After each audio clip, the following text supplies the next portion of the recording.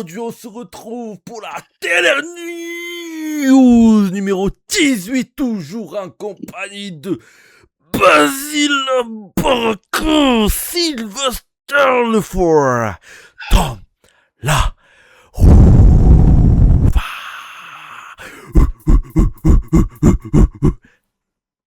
Oh oui. Oh mec, ça a saturé, oui. ton micro a dû saturer carrément, j'ai même pas entendu.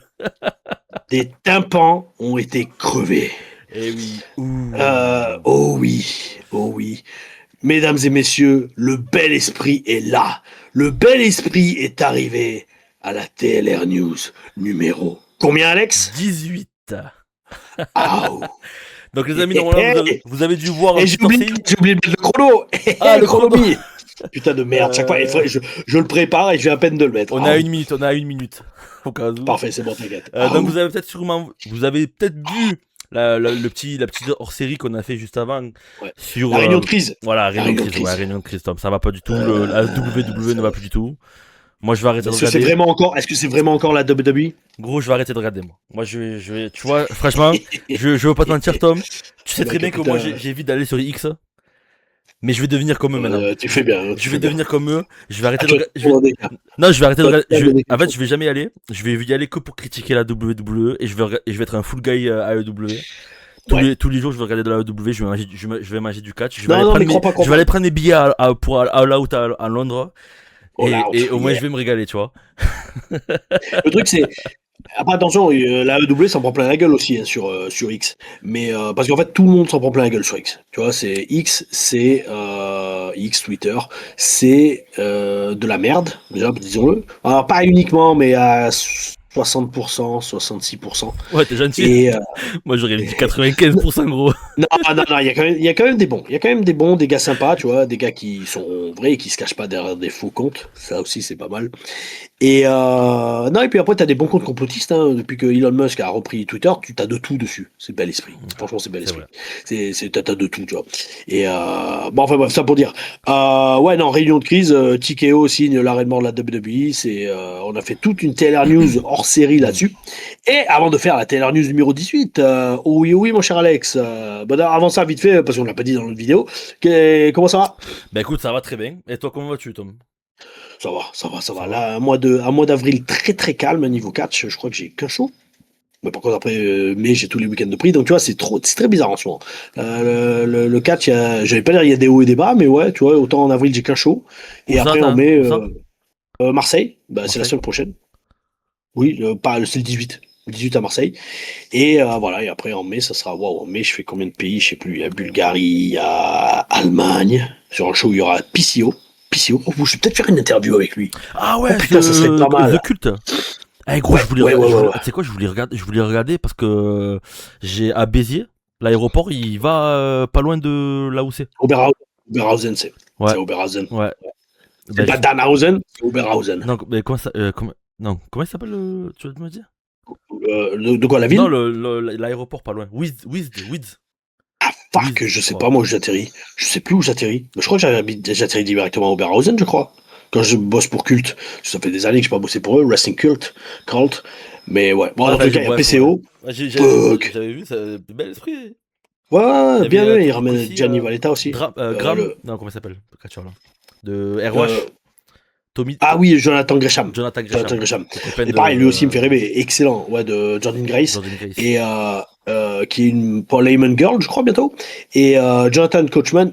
Non, pas Coachman, Gresham. Parce que on va parler de Coachman, de The Coach plus tard dans la news. Mais non, Jonathan Gresham, qui a son masque d'octopus là. Ultra bel esprit, physique de ouf, qui a progressé de ouf. Je l'avais revu à Impact en 2016. Et mais surtout, tu sais qu'il avait catché à la WS en 2008. Non. Sérieux? Oui, sûr et certain, sérieux. À l'époque, il était avec une française ou une anglaise, je sais plus.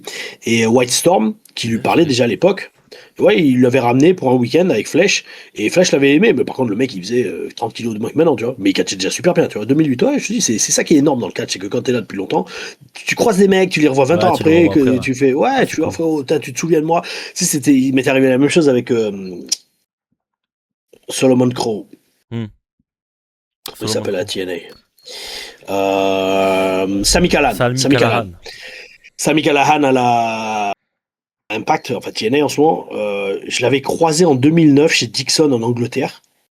Et bon, en fait, j'avais complètement zappé parce que c'était qu'un show que j'avais fait à Croydon en 2009. D'ailleurs, le match est sur YouTube. Tu mets Tom Larifa contre Mikey Whiplash pour le titre de Heavy Middleweight ou Middle Heavyweight, je sais plus, All Star, qui est un titre qui avait été tenu par Doug Williams, Tiger Mask, enfin Satoru Sayama, Sammy Lee qui était Jushin Thunder Liger, Bryan Danielson, enfin bon, que des boss. Et Tom Larifa. Bon. Et Tom Larifa, j'étais arrivé en tant que champion. Dixon, il avait dit écoute, je veux remettre la ceinture en jeu.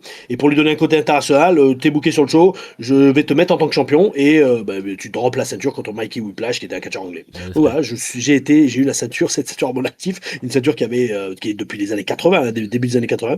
Et bref, sur ce show, j'avais croisé Sami Callihan. Et en fait, quand je l'ai revu à NXT, qu'en 2014 ou 2013, il est arrivé avec le PC. Il me fait ouais, tu sais, moi, je suis il fait oh Tom, ça fait plaisir de te voir. Alors tu sais, dans ces cas-là, t'es professionnel, tu vois. Si tu t'en souviens plus, tu l'as pas reconnu. Ah, pas du tout. Et à l'époque, en Angleterre, il était genre. Remarque, à l'époque, ouais, j'imagine à l'époque. Non, mais à l'époque NXT déjà, il avait un look différent. Non, mais je veux dire, il avait un look quoi, le mec. Donc j'imagine que quelques années avant, ça devait être. Déjà, alors je t'explique ce qui s'est passé. Tu sais, il arrive, il fait Tom, ça fait plaisir de te voir et tout. Et tu sais, moi, professionnel, je fais oh mec, ça fait super longtemps, qu'est-ce que tu viens et tout, tu vois, genre. Et tu sais, et il fait ouais, ça va bien, putain, je suis content de te revoir, j'étais content quand t'as été signé et tout. Je fais ah ouais et tout. Et moi, j'ai fait putain, mais mec, ça fait longtemps, c'était en quelle année qu'on s'était vu, tu sais, genre, l'air de rien. mais frérot, t'apprends pas, je te dis, on vinaque pas un vinaqueur, d'accord? On vinaque pas un vinaqueur, d'accord? Et je fais mec, ça fait longtemps, c'était en quelle année? Et il me fait oh mec, ça devait être en 2009. Et je fais ouais, putain. Et tout, et lui de lui-même, fait, c'était en Angleterre en 2009, et je ouais, et là c'est revenu direct, je fais, ouais, putain, mec, ça fait longtemps et tout, je fais, ouais, mais t'as changé, enfin, voilà, bah ouais, j'ai perdu 40 kilos, quoi, je fais, ah, d'accord, ok, bon, enfin, bref, voilà, c'est comme ça. Et ouais, et puis là, je sais même plus pourquoi j'en ai arrivé à parler de ça. Parce qu'on parlait de l'Allemagne, qu'il y avait de Graham, non pas Graham, putain merde, Jonathan Gresham, qui avait catché en France, c'est ça, qui avait catché en France, et donc dans le catch, tu rencontres des gens, voilà. Tu rencontres des gens, alors, mais tu rencontres des gens, voilà, tu vas voir la transition de ouf pour la première news, et donc on en est à 7 minutes de vidéo, bientôt 8, tu rencontres des gens que tu revois plus tard, si c'est des catcheurs. Et ces mecs-là apprennent la mentalité à avoir dans le business. Parce que le catch, c'est un marathon, c'est pas un sprint. Ça, on l'a déjà dit. Ok. Les dictons, c'est on vinaque pas un vinacteur. On vinaque pas un vinaqueur. Et ça, faut regarder la TLR News hors série pour comprendre cette phrase. Et le catch, c'est un marathon, c'est pas un sprint. Donc, il y a un code de valeur à avoir que les catcheurs qui catchent depuis très longtemps ont. Sinon, ils arrêtent le catch ou ils sont virés d'eux-mêmes ou par les autres. Et certaines superstars, enfin certaines stars en dehors du catch, apprennent à l'avoir. Comme. Jelly Roll. Oh oui. Première news, les amis. Oh là là, comme c'est fluide. Oh là là, bordel. C'est beau. Jacob Fatou explique que Jelly Roll a marqué les esprits par son attitude exemplaire au performance center. Après une journée d'entraînement, Jelly Roll ne s'est pas contenté de quitter les lieux alors que tous les catcheurs doivent nettoyer le ring après l'usage. Il a lui-même proposé de s'en charger en demandant ce qu'il devait faire sans chercher à attirer l'attention. Il a ainsi participé au nettoyage complet du ring, montrant son sérieux, son respect et surtout sa passion pour le catch. Pour Jacob Fatou, ce geste en dit long. Il ne s'agit pas seulement d'un performeur, mais aussi d'avoir un état d'esprit, du respect du milieu. Il souligne également que le catch est un univers qui rassemble des personnes de cultures et d'horizons différentes et que c'est juste de la diversité, de la passion et du respect. Et là, je dis bel esprit à ce monsieur quand même, parce que ça change des derniers chanteurs et stars qu'on a vus à VVE récemment, quoi. Alors, exactement. Surtout que le mec est multimillionnaire, hein, il est plus riche que la plupart des gars qui sont performance centers. Donc le mec connaît les codes, ou en tout cas, on l'a briefé. T'inquiète pas, on l'a briefé. Je pense qu'un des coachs est allé le voir en lui disant hey, alors deux choses, mais enfin c'est toujours pareil. Le truc c'est que tu vois, moi tu sais, je pense à des trucs en entendant les news, je me dis mais ouais, en fait c'est ça. Déjà, je pense qu'un des coachs allait le voir en lui disant hey frérot, crois-moi, va nettoyer le ring après l'entraînement et assure-toi que les gens te voient le faire. Pourquoi? Parce qu'en fait, tout le monde est gagnant. Déjà, primo, lui il est gagnant en disant regardez, le mec respecte le business, il a pas à le faire, il le fait. C'est une superstar, il est multimillionnaire, mais il le fait. Donc voilà. Ensuite, les coachs ils vont pouvoir se retourner derrière en disant mais les amis, Bande de petites merdes. Ah, c'est lui le Vous fait. êtes rien. C'est ça. Vous êtes rien dans le business. Vous êtes rien dans le monde du spectacle. Si Jelly Roll, le mec est multimillionnaire, qui a rempli des stades, d'accord, qui va aller sur la carte de WrestleMania, nettoie les putains de rings du Performance Center. Qui tu es toi, espèce de petite merde qui vient d'être signée pour pas le faire, avec ton ego de merde parce que t'as catché sur des indies devant 50 personnes et que tu sais faire un Canadian Destroyer de la 3ème corde. Donc tu fermes ta gueule, maintenant tu vas nettoyer. Voilà. Ça aussi, t'inquiète pas, c'est aussi pour ça. Et troisièmement, bon après c'est comme tout, mais est-ce qu'il le fera dans 5 ans s'il est encore dans le catch, tu vois? C'est bien beau de le faire au tout début, Ouais. mais bon après si le mec il le fait juste pour être bien vu et qu'après il le fait plus, alors je parle pas de Jenny Roll, mais combien de fois j'ai vu au Performance Center des mecs, ils arrivent, tu sais, quand ils grimpent. En fait, c'est notre dicton, putain, c'est le Stellar News des dictons.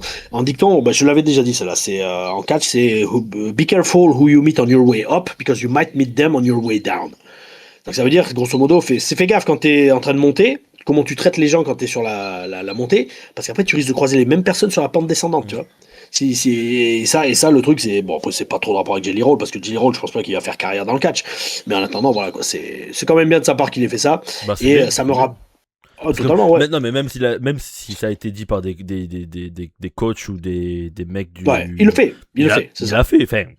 Ouais. Franchement, Et sur tous ceux qui l'ont fait là, les derniers superstars, Travis Scott, tu crois qu'il l'a fait? Je pense pas. Lui, il se pointait même pas aux Bad entraînements. Bunny peut-être, Bad Bunny peut-être il l'a fait. Bad Parce qu'il a Bunny l'air de dire peut-être. que Bad Bunny Ouais. respectait le truc. Apparemment, il était respectueux, mais Ouais, il ouais. respectait le business. Voilà. Mais je crois que Jelly Roll, il a dit que c'était un fan du business.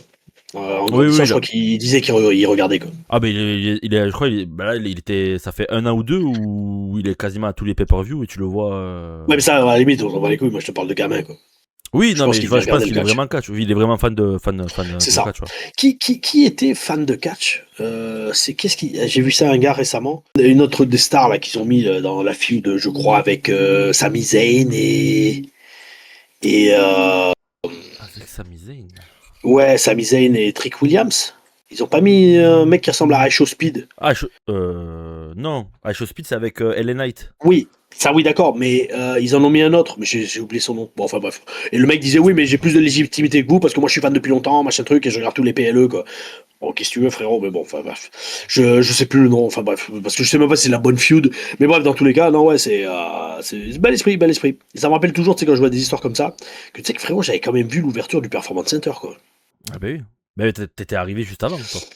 Alors, un an avant, et après, juillet 2013, ils ouvrent le Performance Center, début juillet 2013, et puis, grosse conférence de presse, d'ailleurs, je m'étais fait engueuler parce que j'avais mis un bandana noir. Ouais, parce que je voulais me démarquer de tous les autres, tu Tu vois. vas te faire remarquer encore.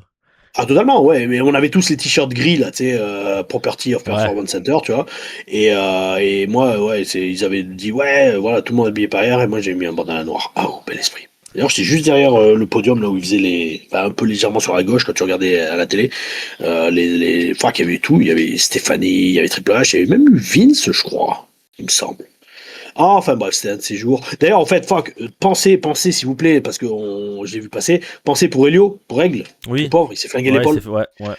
Il s'est flingué l'épaule. Je ne vais pas envoyer de message, parce que de toute façon, on ne parle quasiment plus là sur les réseaux, mais en tout cas, bon, il regardera pas la vidéo, mais en tout cas, pensez à lui. Ouais. Bon rétablissement. Bon rétablissement, C'est 6 mois, donc forcément, c'est une opération.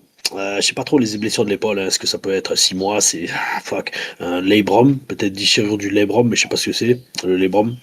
Ouais, dommage, c'est chaud pour lui. Ouais, bon courage pour lui, bon rétablissement surtout. Bon, après, il sera dans des bonnes mains, donc ça va, il va revenir. Oui, j'imagine. C'est ce qu'on me disait quand je m'étais déchiré les croisés. Il y avait notamment Bram. Bram me disait, allez mec, t'en fais pas. Get on demand, ça veut dire va te faire réparer et tu reviendras. Et c'est vrai que sur le moment, quand t'es blessé, tu vois pas le bout du tunnel, tu te dis putain, mais est-ce que je reviendrai à 100%? Est-ce que si? Est-ce que ça? Tu t'es vraiment down moralement et mentalement. Et en fait, non, tu reviens. Parce qu'en plus, quand même, t'es bien encadré là-bas à WWE, t'es toujours payé, même quand t'es blessé. Donc franchement, bel esprit, bel esprit. Donc tous nos voeux de rétablissement à Aigle, Elio Lefleur. Ouais.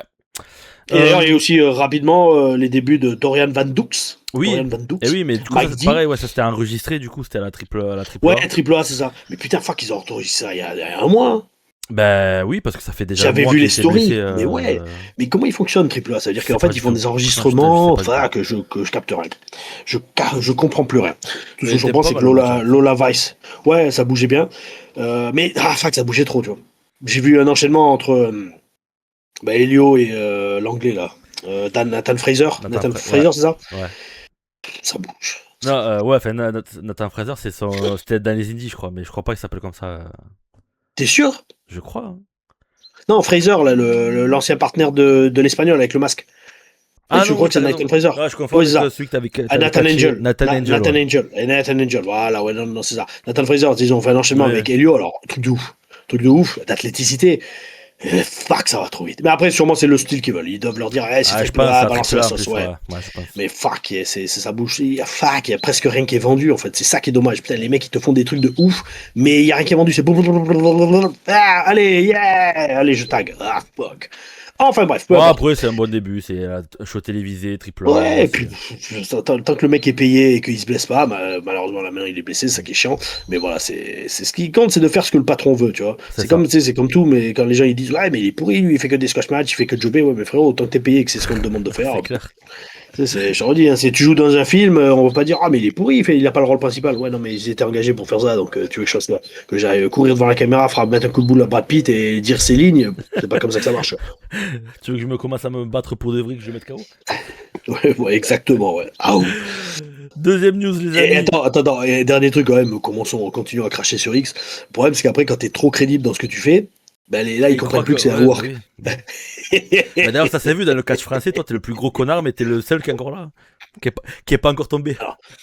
Oui, c'est ça d'une part, mais je peux dire que t'inquiète pas qu'ils doivent chercher. Hein. Ils doivent chercher, putain. Mais gros, ça m'a fait. Tu sais, c'est pour ça que je vais jamais sur X à chaque fois. J'y vais jamais, et quand j'y vais, j'ai toujours des dingueries. Et il fait putain, mais mec, vas-y. Allez, putain. Après, le truc, je vais dire sincèrement, j'allais dire, même s'il y avait quelque chose, j'ai bloqué ou masqué tellement de comptes que, en fait, j'y vais, je vois plus rien. Donc, après, je lis même plus les commentaires. Mais bon. De seconde news. Seconde news, Maven, le grand ami de Chavo Guerrero, Tom. Estime que la WWE traverse actuellement une période difficile et pointe plusieurs problèmes. Bon là, franchement, c'est pas un visionnaire le copain quand même, parce que bon là, on l'a tous vu que c'était un peu compliqué. Enfin, du point de vue, pas du point de vue business, mais du point de vue de tous les niveaux. Spectacle. Même business, je pense que ça va se casser la gueule. Oui. Bon voilà, ils sont quand même ils sont quand même bien, mais ouais. ça va arriver s'il continue comme ça. Ouais, inévitablement. Selon lui, le manque de house show a un impact direct sur la qualité des performances in-ring, et ça on l'avait dit les amis dans les TLR news précédentes avec Tom. Donc tu vois, peut-être qu'il nous regarde, cet enfoiré, peut-être qu'il nous regarde. Maintenant qu'il y a la traduction automatique. Il regarde ce qui buzz. Hein. Ouais, ah ouh. Ah, tu sais, frérot, tu vois les tweets où on mentionne 80 000 vues, quoi. Bon, c'est pas des millions de vues, mais pour le catch français, c'est pas mal, hein, tu sais. Il rappelle qu'un catcheur ne peut progresser sans pratiquer régulièrement. Il souligne également une perte de camaraderie entre les talents liés au fait qu'ils passent moins de temps ensemble sur la route. Ouais. Maven critique aussi. Non, Maven. Ouais. Je me suis repris, Tom, c'est bon. Je sais, j'ai pas compris. Je suis tellement à fond dans le truc que tu sais, là, le mec, c'est direct, c'est au Maven critique aussi le style de match actuel qui juge trop chorégraphique et moins crédible, estimant que les catcheurs ont perdu l'habitude d'improviser leur affrontement en direct. Ouais. Au-delà de l'aspect sportif, il pointe également des problèmes liés au produit en lui-même, avec les coûts des prix des places, et que le fait que les fans se détachent complètement de la marque. Ouais.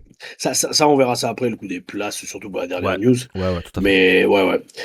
Écoute. Là, franchement, il a résumé tout ce qu'on dit depuis la TLR news numéro 1, le frérot. Voilà, il y en a un autre qui a dit exactement la même chose vis-à-vis du nombre d'house shows, c'est TJ Wilson, Tyson Kidd. Okay. Il a fait une interview récemment où il a dit la même chose. Il dit le problème, c'est que maintenant les mecs catchent plus assez, et donc ils perdent le rythme. Et surtout, c'est ça, ils perdent la condition physique. Alors, je sais pas si c'est lié, mais quand même, mentionnons-le. Heureusement qu'elle va bien, apparemment. Mec, t'as vu la chute de Io Sky? Oui. Oh putain, ça m'a fait mal. Elle fait trop peur la vidéo. Ah mais ouais, ma copine elle voulait me la montrer. Elle fâchait. Non, c'est bon, j'ai déjà vu, je veux pas revoir ça.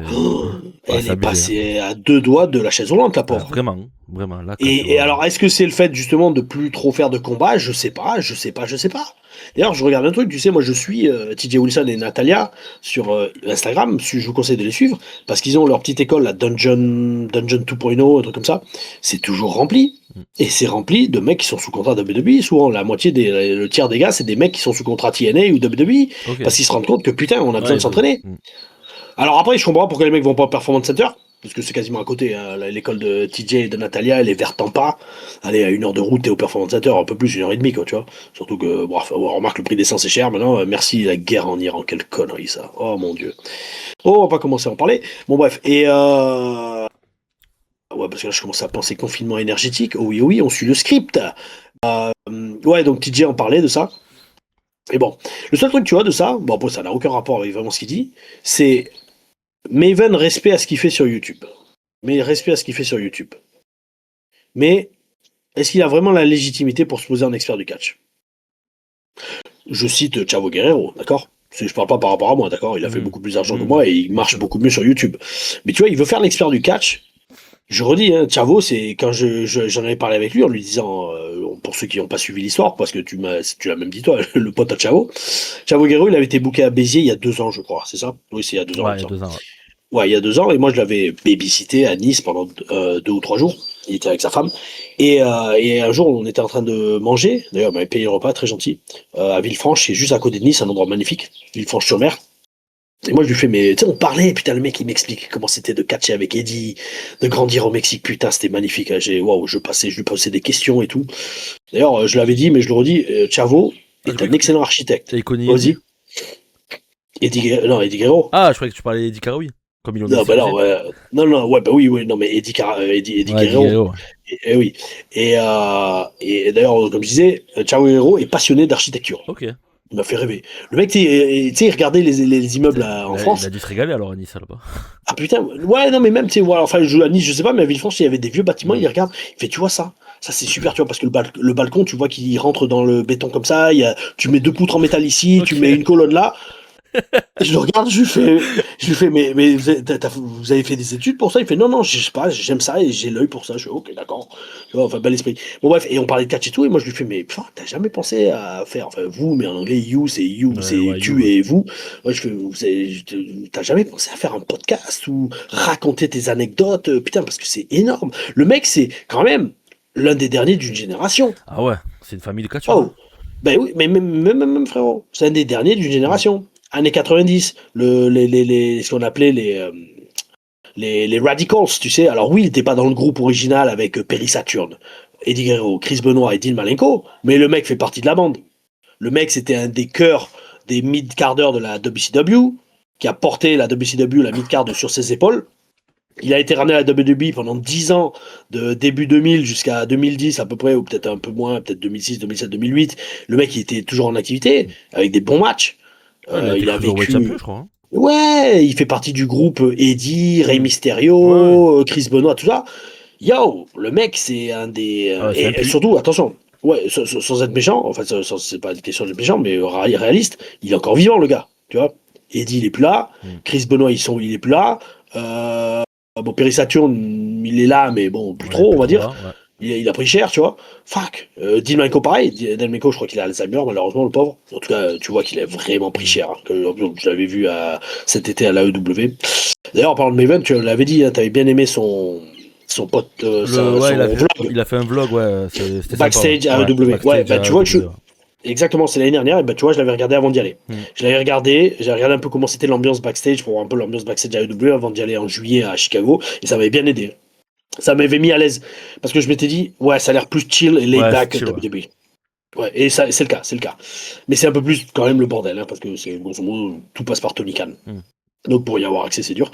Et voilà. Mais donc ça pour dire, je lui avais dit, ouais, à Chavo, je lui disais ce soir-là, tu veux pas, pourquoi tu fais pas un podcast où tu racontes des anecdotes et tout, parce que regarde Maven, il a un succès de ouf.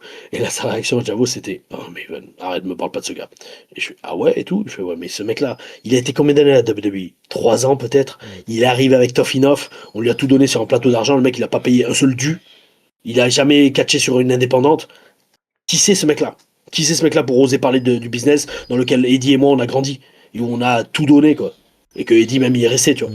Enfin bref, voilà. Donc après, attention, Maven, il cartonne de ouf sur YouTube. Mais moi j'ai toujours cette pensée quand il parle de ouais, les catcheurs de WWE, ils ont pas assez de matchs pour apprendre le métier. Alors oui, sûrement lui il a appris comme ça, mais bon. Pas longtemps. Voilà.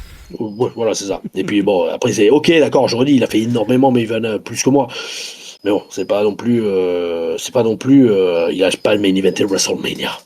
Non, c'est toujours sympa. Bien sûr, c'est toujours sympa à regarder ces vidéos, mais il faut pas le prendre non plus comme. Alors après, non, c'est très intéressant d'étudier pourquoi il buzz. Et oui, voilà, c'est ça. Pourquoi et comment il buzz. Il peut rêver, lui, putain.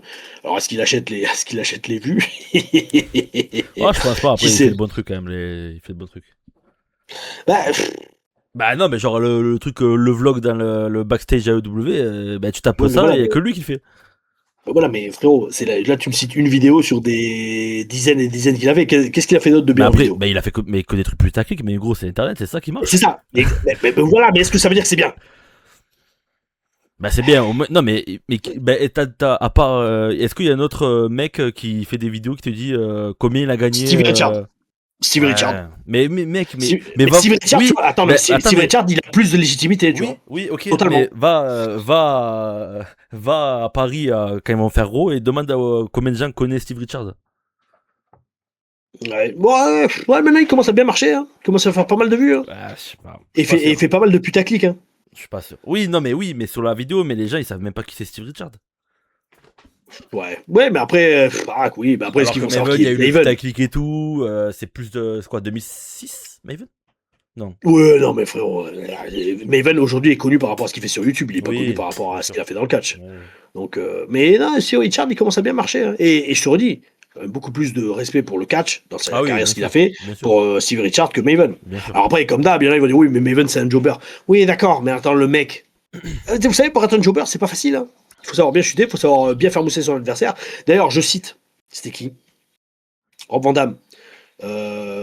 Putain, on n'en a pas parlé dans les news, mais Sid Justice, qui est enfin dans le Hall of Fame, putain de merde, qui disait, il partageait une anecdote, tu l'as vu se passer celle-là avec Sid Vicious? Non, il disait, grosso modo, Van Damme, il avait jobé avec un autre gars dans un match handicap contre Sid Justice dans les années 92, avant qu'il feud avec Hulk Hogan, tu sais. Et en fait, il voulait en faire un monstre dominant, tu vois. Et donc en fait, Rob Van Damme au tout début de sa carrière avait fait jobber WWE pour comme quoi les amis, c'est pas parce qu'on est jobber que on est une merde. Hein, parce que Rob Van Damme a eu une belle carrière par la suite. Bordel, la carrière qu'il a. Ouais, et la femme aussi qu'il a. Il a eu des jumeaux avec elle. Et mais bel esprit Rob. Bon bref. Et en fait donc il racontait cette anecdote où il avait jobé avec un autre gars contre Sid Justice à l'époque je crois. C'était dans les années 90, début 90. Et après le match. Sid était allé les voir en disant franchement les mecs merci, vous avez bien vendu pour moi, vous m'avez fait paraître comme un monstre dominateur, c'est exactement ce que l'office voulait. Écoutez, je sais que c'est pas grand chose, mais peut-être ça vous perd à l'essence, il leur avait filé $20 à chacun. En plus. Putain, c'est cool, c'est mais totalement. Et c'est ça en fait le truc qui est excellent, c'est que encore une fois les catcheurs savent comment le business marche. C'est un travail d'équipe et donc voilà. Être jobber parfois c'est ultra important et ça apporte énormément au business, notamment pour créer des stars comme Sid Justice qui arrive enfin dans le Hall of Fame, qui est scandaleux qu'il n'ait pas été plus tôt quoi. Parce que Sid Justice putain ça c'était un catcheur. Ouais. Wow. Alors peut-être pas énormément technique d'accord, mais le mec il avait une présence de ouf. Oh oui. Troisième news Tom parce que c'est un peu wesh. Je sais pas combien on est. On a un peu divagué.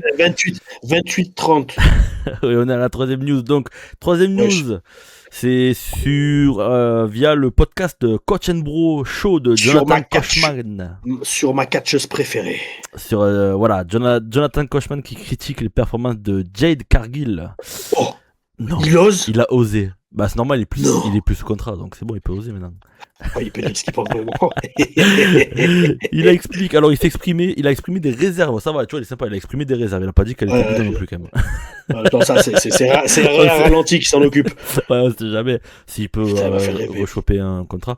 Sur le niveau, il exprime des réserves concernant le niveau global de Jade Cargill, estimant que la WWE semble ne pas considérer comme suffisamment autonome pour évoluer seule au sommet de la division. Et là, c'est fou de se dire ça parce que la meuf, elle est quand même championne. Mais je dis ça, je dis rien. Et ils l'ont mise dans un groupe. Aussi. C'est par rapport à ça, tu vois. Ils ont fait un groupe. C'est ça. Il a notamment pointé du doigt ses prestations au micro qu'il juge en deçà des attentes des superstars de son calibre. Selon lui, ces difficultés pourraient expliquer certains choix créatifs récents autour de la catcheuse, comme le fait qu'elle soit... La mettre dans un groupe. Exactement, dans un groupe. Voilà. Et lié à ça, un peu plus récemment, qu'est-ce qu'on a eu? Rhea Ralenti évoque que la pression liée face à son match à WrestleMania contre Jade Cargill, et justement, en fait... Bon, on sait que Rhea Ripley, elle est un peu stressée quand elle fait des matchs, mais là, elle est hyper stressée parce qu'elle sait qu'elle va catcher contre quelqu'un qui sait pas catcher. Alors, c'est pas catché, peut-être pas, mais qui est pas le niveau pour être. Ouais, mais qui a pas le niveau pour être dans un main event de WrestleMania. Donc, lors d'une récente interview, Rhea Ripley a reconnu ressentir une certaine pression à l'approche de WrestleMania en raison de l'expérience encore limitée de son adversaire Jade Cargill. La championne a expliqué qu'elle devra en partie guider le match afin de proposer une prestation à la hauteur de l'événement. Elle a également indiqué le fait de vouloir aider Jade Cargill à progresser, notamment en l'encourageant à exploiter de nouvelles approches in-ring. Elle a déclaré: elle a encore une expérience limitée dans le monde du catch. J'ai effectivement cette pression de devoir un peu la tirer vers le haut afin que nous puissions montrer un bon spectacle lors de WrestleMania. Et là, du coup, c'est vraiment une interview shoot, quoi, parce qu'ils sont censés être pas ensemble. Absolument. Exactement, frérot. Et là, je suis en train de regarder quand est-ce qu'elle a débuté dans le catch, Jade Cargill. Alors, apparemment, il y a marqué, elle fait ses débuts à la All Elite Wrestling le 11 novembre 2020. D'ailleurs, moi, j'avais été dans l'édition de SmackDown du 11 novembre 2011, quand j'avais catché contre Big Show, si je dis pas de bêtises. Bref, aucun rapport. Mais bref, 11 novembre 2020, donc ça fait à peu près quoi, 6 ans qu'elle catch. Bordel, je suis allergique à Jade Cargill. Enfin bref, mec, j'avais déjà tout dit, quoi. Depuis que je faisais les tele reviews, je disais que cette meuf-là, elle n'avait pas la passion, elle méritait pas d'être là. Et là, le pire dans tout ça, c'est que, comme très bien tu l'as dit, Rhea Ripley, qui est censée vendre le main event, le faire mousser, elle enterre son adversaire dans les médias. Ouais. Mais ça, par contre, c'est pas professionnel. C'est pas professionnel du tout. Ça, c'est pas professionnel du tout. Il y a une époque, je pense, où Vince aurait été pas pardonné, ça c'est clair et net, d'enterrer son adversaire comme ça, parce que là, en fait, tu retires toute la hype du match. C'est comme si tu... C'est hors... C'est hors gimmick, c'est hors effet complet. Quoi, mais oui, tu peux très bien présenter le truc en disant un truc genre, la meuf, elle a rien à faire dans le catch, elle ferait mieux de retourner à Hollywood. Ça va. Tu peux le transformer en storyline. Mais tu vas pas dire... ouais, ça va être dur d'avoir un bon match parce qu'elle est trop naze dans le ring.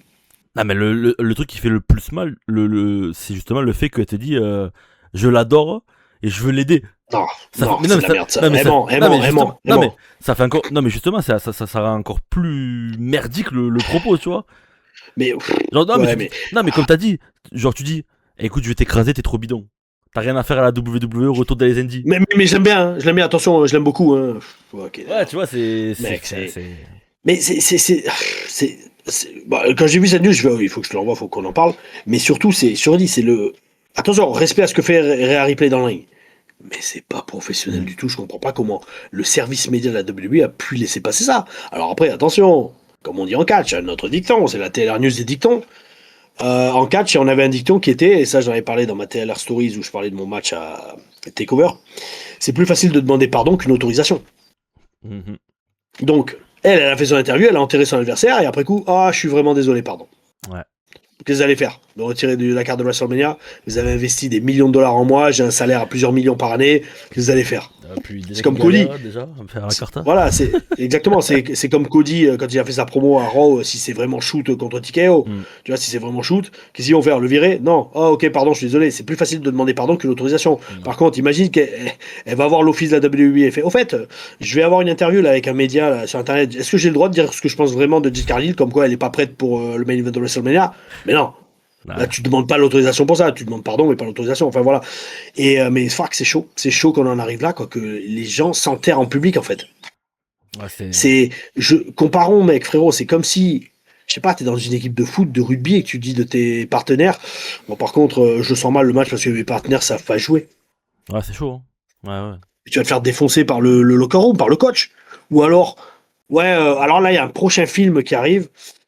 Franchement, moi j'ai très bien joué mon rôle. Par contre, je sais pas, par exemple, on va prendre l'Odyssée d'Ulysse, tu vois, genre, je sais pas, Matt Damon, il va faire, moi, il faudra que j'ai trop bien joué. Par contre, Télémac, mon fils, là, comment il s'appelle, celui qui fait Spider-Man? Tom Holland. Ouais, Tom Holland. Par contre, Tom Holland, il était pourri, quoi. Mais bon, c'est pas grave, j'ai réussi à sauver le film. Ouais, c'est nul. Ouais, ça donne pas envie. Ouais, ça donne presque pas envie d'aller le voir. Mais totalement, exactement. C'est ça te donne même pas envie de voir le match. Ouais. Ah oui, attention, ça donne peut-être envie de voir le match, il y a des loupés dedans. Mais c'est pas comme ça que tu vois un des main events de WrestleMania. Ouais, c'est clair. Et tout ça, je le dis depuis des années dans les TLR Reviews. Oh oui. 5ème news. Road Dogg explique pourquoi la WWE n'a jamais signé MJF. Ouais, ça je suis curieux parce que je l'ai pas vu passer cette news. L'ancien producteur en chef de SmackDown a récemment participé à une séance de dédicace virtuelle. Je connaissais pas du tout ce truc-là, ce principe. En gros, et du coup, je suis allé le voir. En fait, en gros, il signait des. Comment ils appellent ça? Des figurines, pardon, excuse-moi. Des figurines. D'accord, et après, il les envoyait à la personne? Il les envoyait à la personne. Mais en gros, pendant qu'il signait, c'était un live comme YouTube, et il y a des gens, ils posaient des questions, ils répondaient, quoi. D'accord, mais genre, est-ce que c'est les gens qui répondaient qui recevaient la figurine ou non? C'est juste le mec qui les signait pour des gens et puis en même temps il faisait un live. Ouais, ça c'était un peu de deux. Et c'était un truc que tu pouvais acheter directement sur le. La figurine, ok, d'accord, bel esprit. Du coup, au cours duquel il a été interrogé sur le cas MJF, Road Dogg a confirmé que des discussions avaient bien eu lieu en interne concernant une éventuelle arrivée de la star de la AEW à la WWE. Il a dit oui, à plusieurs reprises il y a eu des discussions sérieuses au sujet de MJF à la WWE. Mais cela ne s'est jamais concrétisé, c'était toujours un moment clé. Il y avait systématiquement une meilleure option à disposition. Donc apparemment, MJF. Apparemment il y avait toujours des meilleurs mecs que MJF pour le signer. Ah ouais, tu penses? Alors, attends, c'est ce qu'il a dit. Alors, dans quel sens? C'est-à-dire quoi? Qu'il y avait des meilleurs gens à signer que MJF ou c'est MJF qui avait de meilleures propositions et qu'il allait ailleurs? Ah non, c'était côté VVE. Et lui, il était producteur, il était scripteur principal. Ça veut dire que. Il y en a eu plein entre temps. Il y a eu Penta, c'est assez récent, Penta quand même. Mais frérot, je suis désolé. Tu me laisses le choix entre signer Penta et MJF. Alors oui, Penta, peut-être aspect commercial. Dans le ring, ça passe. Mais MJF, quoi. MJF, c'est un main eventer né, ce mec. Ou alors peut-être à la place de Cody Rhodes à l'époque, tu penses? Je sais pas. Écoute, de toute façon, je pense que c'est quasiment sûr qu'on le verra un jour à la WWE. Ouais, moi aussi. Mais en gros, il disait qu'en fait, ils sont tout le temps en contact avec lui, mais apparemment, côté VVE, ils ont toujours, au dernier moment, trouvé quelqu'un d'autre en soi. Ok, écoute, à voir. Ça, c'est venant du scripteur principal, enfin, de l'ancien scripteur principal. Ouais, parce que ça, il était. Producteur. Oui, c'est ça, voilà. C'est la même chose. Plus ou moins, quoi. Il était pas un scénariste, mais il s'occupait de l'organisation du show. Ok, d'accord. Je te redis quand même à voir si dans la phrase de base, faut voir, parce que ça, c'est un texte que t'as. Non, t'as vu la vidéo littéralement quand il a dit? Ouais, j'ai vu la vidéo. Parce que moi, je verrais plus que c'est MJF de son côté qu'il a eu des offres plus intéressantes de la AEW, tout simplement. Et Tony Khan qui lui offrait beaucoup plus pour moins de dates. Et donc, tu vois, non, c'est pas comme ça que ça aurait été traduit. Moi, je l'ai compris. Enfin, après, moi, je l'ai compris comme ça. Après, peut-être que je t'enverrai le lien si tu veux. Ouais, on verra. Au pire, par curiosité, entre nous, mais voilà. Peut-être parce que ça me semble plus logique. Non, parce que, mais mec, frérot, non, mais c'est même pas ça. Mais je veux dire, aujourd'hui, qui est mieux que MJF à signer? Personne, hein. Peut-être Will Ospreay. Et encore. Parce que Will Ospreay au micro, tu peux pas faire énormément avec lui. MJF, tu le laisses être MJF, mais le mec il peut feuder avec tout le monde. Ouais, mais est-ce qu'ils veulent est-ce qu'ils veulent le mettre comme ça? Exactement, mais voilà, là c'est plutôt un autre débat, tu vois, ça c'est clair. C'est clair, surtout en plus. Ça, mec. Est-ce que le mec il va venir une semaine, ça va bien se passer, la deuxième semaine il va pas être booké, ça va le saouler, il va arriver, premier jour, bon vous me cassez les couilles. Non, ou alors il va faire une promo qui va raser. Ouais, ça. Parce que comme d'hab, lui aussi, il s'est resté en personnage. Ouais. Mais bon, en fait, c'est comme ça. Oh oui, non, c'était ok, intéressant. Et dernière news, Tom, on est toujours sur quelqu'un de la AEW, c'est Kenny Omega qui parle des prix du catch aujourd'hui. Sans citer la WWE, mais on l'a bien compris qu'il parlait de ça. Kenny Omega dans une interview pour CBC News. Frérot, tu fais le clin d'œil avec les lunettes, on le voit pas. C'est pour ça. Non, mais je crois que tu l'as fait avec les lunettes quand tu es retombé, non? Non, c'est pour ça. Il a rappelé que le prix des billets de la AEW constitue une excellente option pour aller voir du catch en famille et entre amis.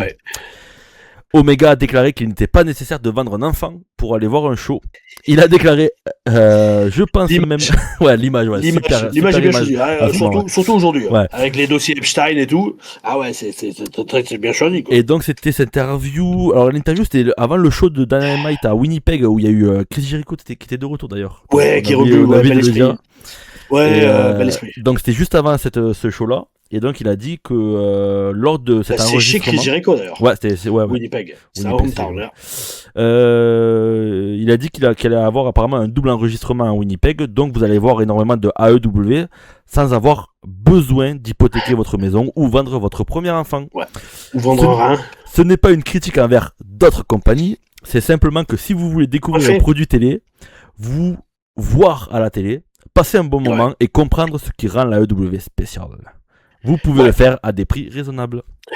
Ah ou, bel esprit. Et c'est ça, tu vois, le savant art de la communication. C'est enterrer la concurrence, mais le faire avec beaucoup de vaseline. Tu vois, tu mets plein de vaseline. Puis ça l'a nommé. Tu mets énorme. Ouais, mais bon. Tu la comprends. Mais ouais, c'est ça, exactement. Ouais, mais dans tous les cas, le truc, tu vois, c'est pas méchant ce qu'il dit. Il dit, c'est vrai, écoutez les gars, vous avez le choix entre mettre un mois de salaire dans une place ou venir nous voir nous, et vous verrez que le produit est différent. Mais nous, vous verrez un catch de qualité où on y met notre passion et notre cœur dedans. Qu'est-ce que tu lui réponds dans ça? Tu peux pas dire non, je préfère aller payer une place à 8000 balles et voir Jelly Roll contre Pat McAfee dans le main event. Shit. Non, mais après, sans être méchant, ok, d'accord, respect à leur carrière dans la musique et dans le football américain et le commentaire de football américain, mais on n'est pas censé voir du catch. Donc si on est censé voir du catch, si on n'est pas censé voir des catcheurs faire du catch, et pas des superstars jouer au catch. C'est comme si demain l'UFC ils mettent des superstars fighting, tu sais. À l'époque il y avait un truc en pâte à modeler qui faisait ça, tu sais. Ils mettaient des gens connus mais en pâte à modeler qui se tapaient sur la gueule, tu vois. Okay. Genre Sylvester Stallone contre Schwarzenegger, tu vois. Aujourd'hui tu le fais avec de l'IA, tu vois. Ouais. Ben ouais, mais imagine demain l'UFC qui commence à mettre, j'allais dire Patrick pour avoir d'avoir, putain les références que j'ai, je sais pas, qui commence à mettre Donald Trump contre Joe Biden. Alors oui ça ferait des vues mais bon c'est pas ça l'UFC en fait. Ouais c'est pas le principe, ouais. T'es censé voir des vrais athlètes qui se mettent sur la gueule, t'es censé voir des vrais catcheurs qui se battent.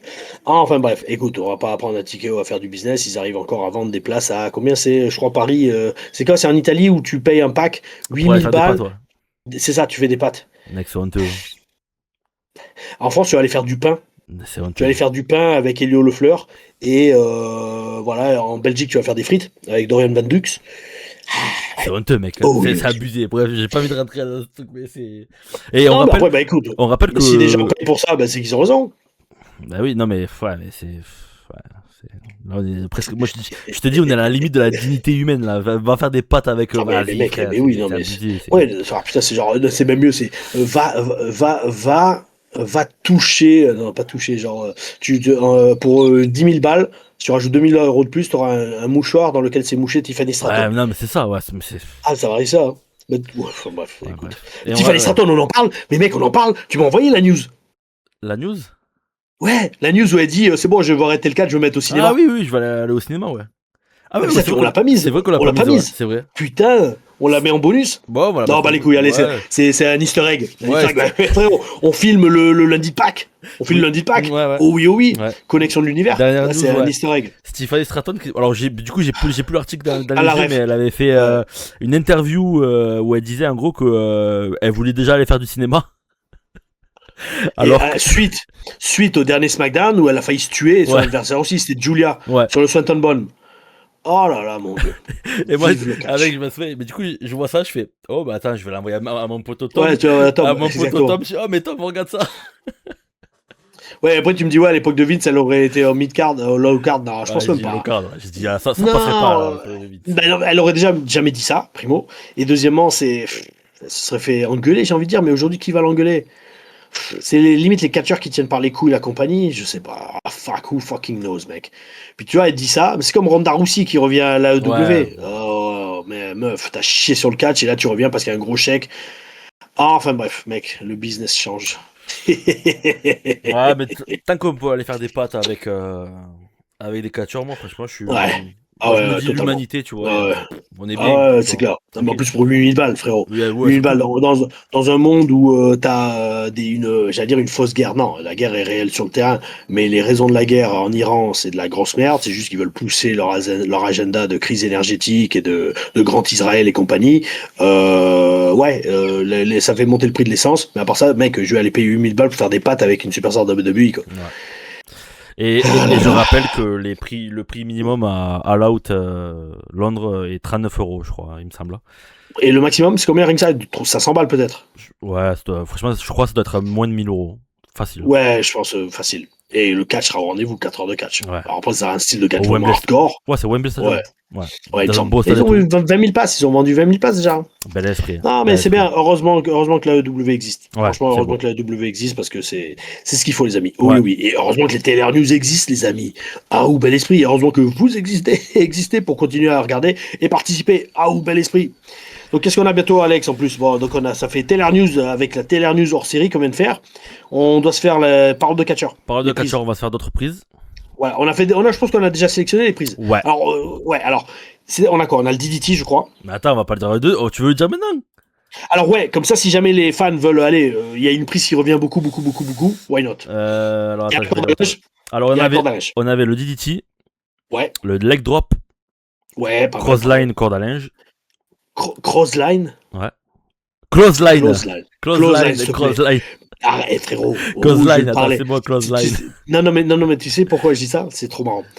Oh putain, ça me rappelle la grande époque. À la WS. Ouais. Les Français, comment ils appelaient la corde à linge? Le close down. Le close down. Ouais, le close, mais tu sais, proche, Oui. c'est L-O-S-E, down. down. Close down. Des fois, ils disaient même D-A-N, tu vois. Le close down. Et putain, moi, j'étais là, j'entendais ça, je venais de chez Lens. Je fais, waouh, où je suis tombé, bordel. Et là, je te prends, je fais close down. Quoi? Close down? Close line? Ouais, close down. Clothesline. Ok. Oh ouais. Donc, ouais, leg drop. Alors, Bon, DDT, corde à linge. corde à linge, ouais. Spine buster. Le spin buster. Spin buster, le défonceur de Enlève. colonne vertébrale. Moi, je dirais juste enlève le S, mais bon, je le dirai pas. Le pin buster, ouais. Ah, ou. Et le splash. Ouais, splash régulier ou même la troisième corde. Ah, ou ça va être pas mal. Je pense que ça va être pas mal. Si vous voulez en voir une sixième et que ça revient à aller au moins 5 fois, allez-y, les amis. Oui, on la N'hésitez rajoute pour la prochaine parole de catcheur.